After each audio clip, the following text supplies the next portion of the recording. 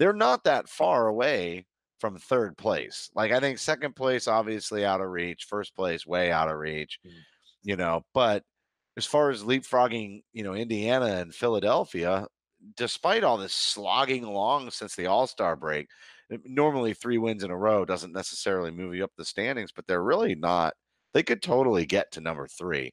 Do you think they will? Do you think this is the true turning point that we keep waiting for, or do you think it's going to be just an up and down kind of ride for the rest of the year? I mean, we obviously have to talk about Kyrie Irving's piece in Yahoo Sports, from the Lakers game in the locker room afterwards. So we'll get to that shortly. And maybe this kind of dovetails into that conversation anyway. But do you think this is the turning point? Are you seeing what you think we need to see from this team chemistry wise? Well, I think turning point can go a couple different ways. I think Kyrie Irving has made a turning point in his um, I guess evolution as a leader, as a growing leader on this team.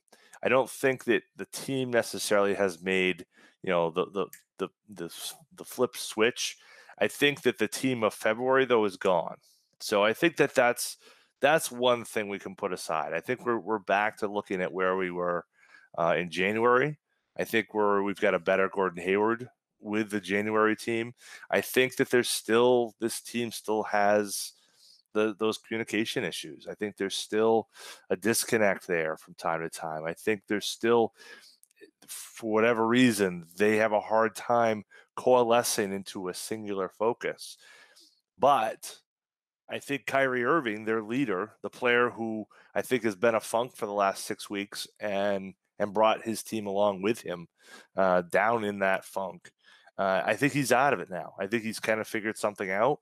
I think he's figured out that what he needs to do and what he needs to say and how he needs to lead this team. And I think all of his public statements really, even going a bit before, but basically from the time they landed off of Soul Plane, the Celtics charter, where seemingly it just something clicked, and arguably, I guess before that, when he sat down with Brad Stevens and something clicked in that meeting.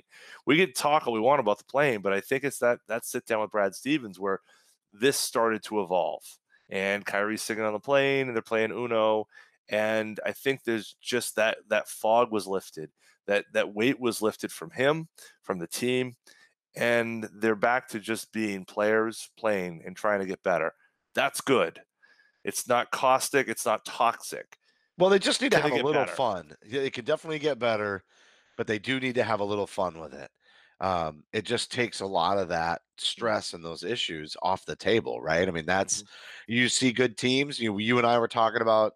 I coach my daughter's team. You coach your son's teams.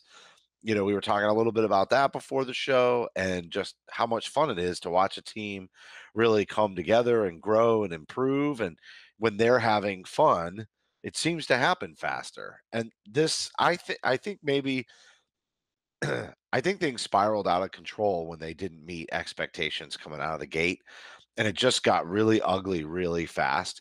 And because this team didn't have necessarily, they weren't necessarily together last year, right? The chemistry that came was kind of a different dynamic. So, and this changed that. So when things got ugly, all the same questions we were asking, they had to be asking themselves. And I think it just spiraled out of control 100%.